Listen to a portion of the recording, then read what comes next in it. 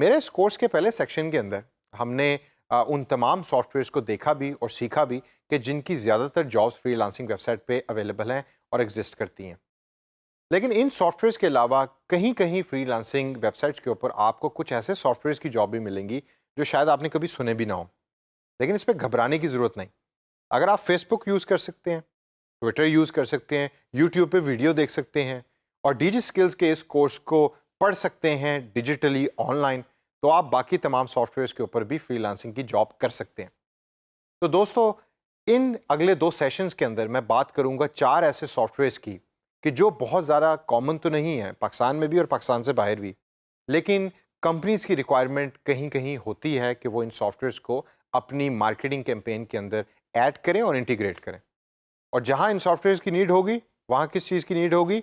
एक अच्छे digital marketing freelancer की, जो बेसिकली आप हैं। तो आइए नज़र डालते हैं इसी तरह के कुछ सॉफ्टवेयर्स के ऊपर। सबसे पहले मैं 2 सॉफ्टवेयर्स की बात करूंगा इस पर्टिकुलर सेशन में। पहले सॉफ्टवेयर का नाम है पिंटरेस्ट और दूसरे सॉफ्टवेयर का नाम है येल्प। आइए सबसे पहले नज़र डालते हैं कि पिंटरेस्ट है क्या। बड़ा अजीब सा नाम है, शायद आपने कभी सुना भी ना हो।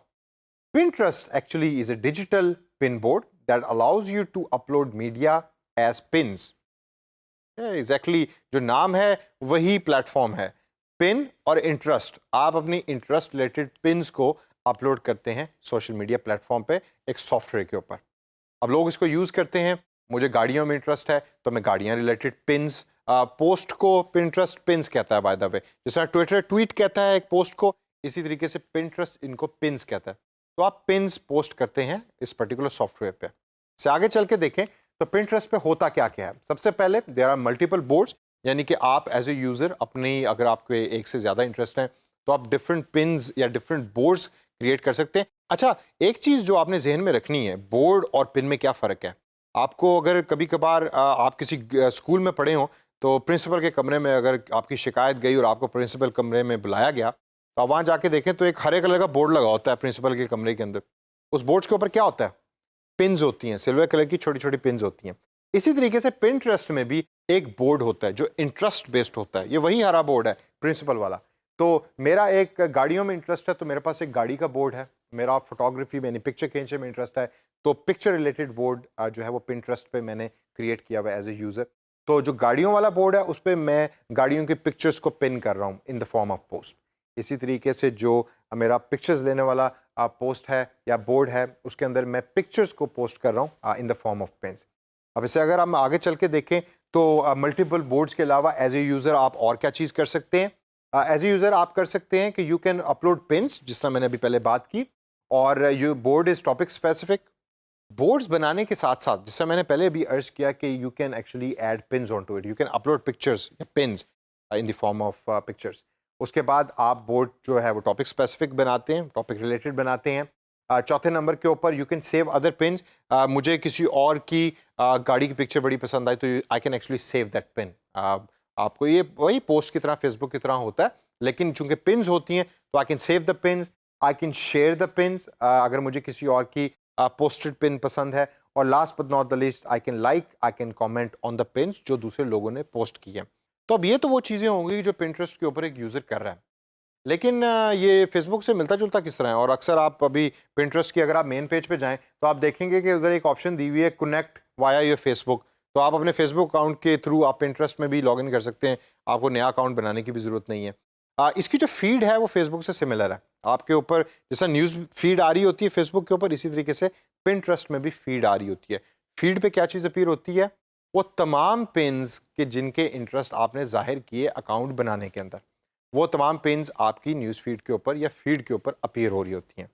अब क्वेश्चन ये आता है एज ए फ्रीलांसर कि ये एक ऐसा प्लेटफॉर्म है कि जिसके अंदर जो चीज़ें हो रही हैं वो मिलती जुलती हैं बाकी फेसबुक से, ट्विटर से, तो मुझे क्यों पिंटरेस्ट को यूज़ करना चाहिए।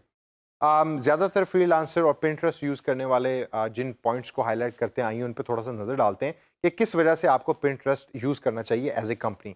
सबसे पहले उसकी रीज़न है लॉन्ग शेल्फ लाइफ। जब आप कोई चीज़ पोस्ट करते हैं तो पिंटरेस्ट के ऊपर वो पोस्ट की जो लाइफ है वो ज़्यादा लंबी है एज़ कम्पेयर टू फेसबुक। आपने एक चीज़ पोस्ट की, एटलीस्ट महीने तक वो लोगों की न्यूज़ फीड में या फीड में अपीयर होती रहती है। This is one of the main reason why people use Pinterest. Google के ऊपर भी आप अगर कभी सर्च करें किसी वीडियो का नाम लिख के, एट टाइम्स तो आप कभी किसी मूवी का नाम भी लिखें, तो जो लिंक आता है वो पिंटरेस्ट का लिंक आता है, और वो लिंक पोस्टेड होता है महीना पुराना, लेकिन फिर भी वो अपीयर हो रहा होता है सर्च इंजन के अंदर और फीड के अंदर। तो this is one of the reason why people use Pinterest. Second reason is कि तेरा गुड परचेजेस। गुड परचेजेस से मुराद ये है कि चूंकि ये बड़ा इंटरेस्ट बेस्ड किस्म का सॉफ्टवेयर है, जिधर लोग अपने इंटरेस्ट की बेस के ऊपर पिन्स और पोस्ट को अपलोड कर रहे होते हैं, तो अगर आप इसको as a marketing tool use करते हैं तो देर आर चांसेस कि जो परचेजेस आपकी हो रही हैं वो ज़्यादा हो रही हैं और अच्छी हो रही हैं। उसके बाद पॉइंट है हमारे पास एक्टिव यूज़र्स का।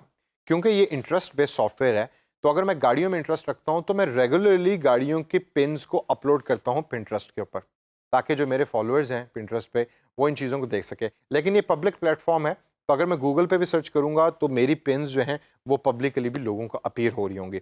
एक्टिव यूजर्स काफ़ी हैं और इंटरेस्ट बेस्ड यूजर्स काफ़ी हैं, तो मार्केटिंग के लिए ये भी एक बड़ी अच्छी चीज़ है। इसके बाद जो अगला पॉइंट हमारे पास है वो है you can target entire purchase process. बड़ी मार्केटिंग किस्म की टर्म मैंने भी आपको बताई है। जब एक इंसान को चीज़ खरीद रहा होता है, बल्कि इसको एक एग्जाम्पल के तौर पर देखते हैं, आपने रिसेंटली एक मोबाइल फ़ोन खरीदा। वो मोबाइल फ़ोन खरीदने का प्रोसेस क्या था? ऐसे तो नहीं हुआ कि आप रात को सोए हुए थे, एकदम सुबह उठे और उठने के साथ आपने कहा जी मैं मोबाइल फ़ोन खरीदने जा रहा हूँ, गए खरीद के आप वापस आ गए। नहीं, जब आपने मोबाइल फ़ोन खरीदना होता है तो आप पैसे इकट्ठे करते हैं, कुछ पैसे शॉर्ट हो गए, अपना पुराना फ़ोन बेच दिया, अब कुछ पैसे दोस्त से उधार ले लिए, कुछ वाले साहब से ले लिए, वाले साहब नहीं दे रहे, तो वालदा को कह दिया कि वाले साहब से पैसे लेके दें, पैसे ले लिए। अब आप उस दुकान पे पहुँचे, एक दुकान से पता किया, दूसरी से पता किया, तीसरी से पता किया, और करते करते करते इवेंचुअली आपको एक ऐसा मोबाइल फ़ोन मिल गया कि जो प्राइस में भी उतना है जो आप पे करना चाह रहे हैं, और उसकी फंक्शंस भी वैसे हैं कि जो आपकी रिक्वायरमेंट है, और नया भी है। Again that's why you are updating the mobile phone, तो आप उसको फिर ख़रीद लेते हैं। ख़रीदने के बाद आपका भी यहाँ परचेज़ प्रोसेस कंप्लीट नहीं हुआ, आप उसकी एसेसरीज़ भी ख़रीदते हैं, आप ईयरफ़ोन भी एट टाइम्स अगर ईयरफ़ोन अच्छा नहीं आता फ़ोन के साथ आप वो भी ख़रीदते हैं, कवर ख़रीदते हैं, स्क्रीन प्रोटेक्टर लगवाते हैं। अभी जो तमाम चीज़ें हो रही हैं इसको हम कहते हैं purchase process.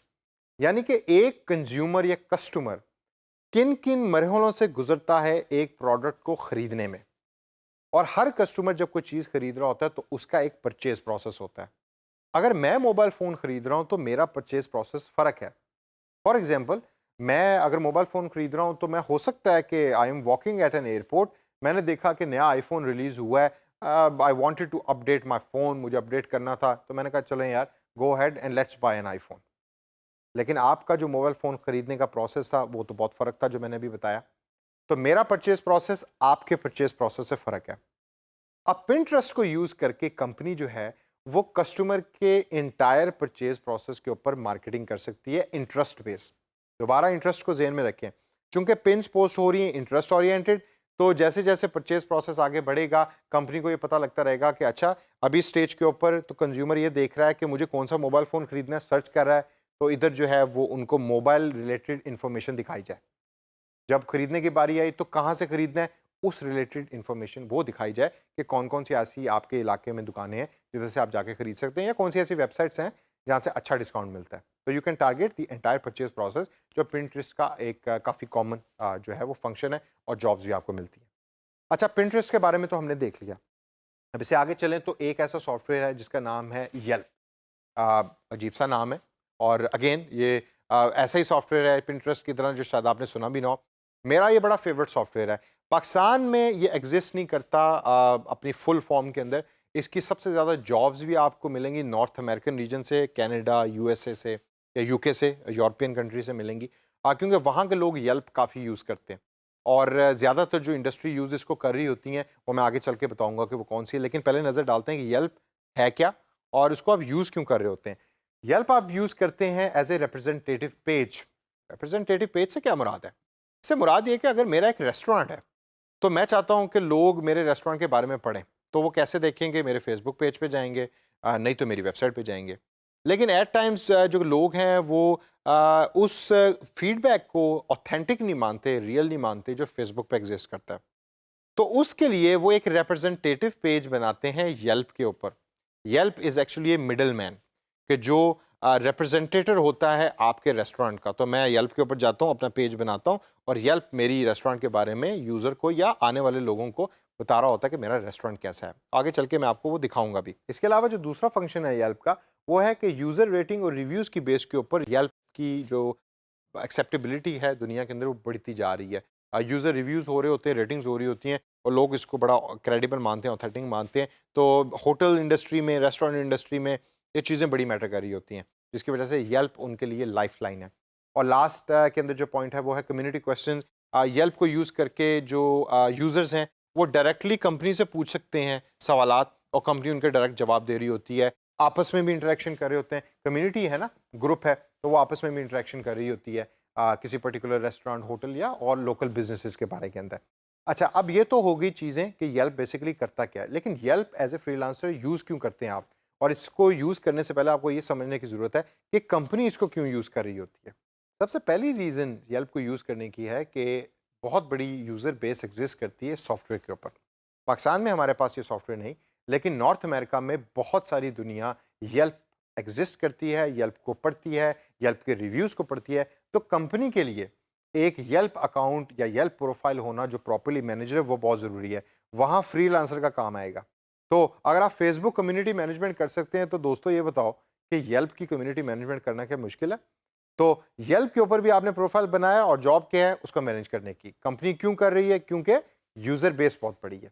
Second reason why to use it है वर्ड ऑफ माउथ। लोग इसको यूज़ कर रहे होते हैं, रेटिंग दे रहे होते हैं और रिव्यूज़ दे रहे होते हैं। अब मैं एक यूज़र हूँ, मैं एक रेस्टोरेंट में गया, मुझे खाना पसंद नहीं आया, मैं आया, मैंने येल्प के ऊपर रिव्यू लिख दिया कि रेस्टोरेंट का खाना अच्छा नहीं था, ठंडा था, वेटर अच्छे नहीं थे।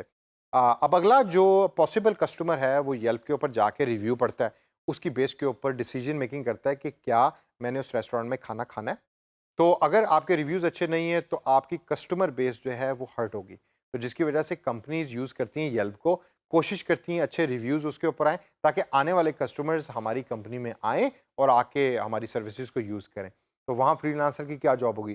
फ्रीलांसर की जॉब ये होगी कि आप रिव्यूज़ को मैनेज करें, लोगों के रिव्यूज़ को देखें और कोशिश ये रखें कि जो स्टार रेटिंग है येल्प के ऊपर वो अच्छी आ रही हो बिज़नेस की।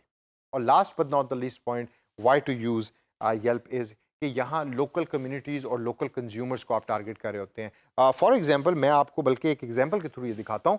आप येल्प पे गए हैं और येल्प पे आपने ऊपर जो सर्च बार आ रही है उसके अंदर टाइप किया कि लॉस एंजलिस के एरिया में रेस्टोरेंट्स मुझे दिखाएं। अब अगर आप लॉस एंजलिस में रहते हैं और आप रेस्टोरेंट्स को देखना चाहते हैं तो you will use Yelp. Local community है, लोकल कंज्यूमर है, तो वहाँ का जो लोकल रेस्टोरेंट है वो उस चीज़ को जहन के अंदर रख के अपने येल्प के अकाउंट को यूज़ कर सकता है और पॉसिबल कस्टमर्स को टारगेट कर सकता है। तो आप पाकिस्तान में बैठे फ्रीलांसर हैं जो लॉस एंजलिस के अंदर बैठी हुई एक रेस्टोरेंट ओनर के लिए काम कर रहे हैं और रेस्टोरेंट ओनर आपको कह रहा है कि भाई हमारा येल्प का अकाउंट मैनेज कर दो ताकि हमारे पास ज़्यादा से ज़्यादा कस्टमर रिसीव हों। तो दोस्तों पिंटरेस्ट और येल्प ये दो ऐसे सॉफ्टवेयर हैं कि जिनकी जॉब्स बड़ी आसान है और बड़ी इंटरेस्टिंग भी हैं। अगर आपके पास ऐसी कोई जॉब्स आती हैं घबराने की ज़रूरत नहीं, प्रैक्टिस कीजिए और प्रैक्टिस करके आप हर चीज़ लर्न कर सकते हैं ऑन योर ओन।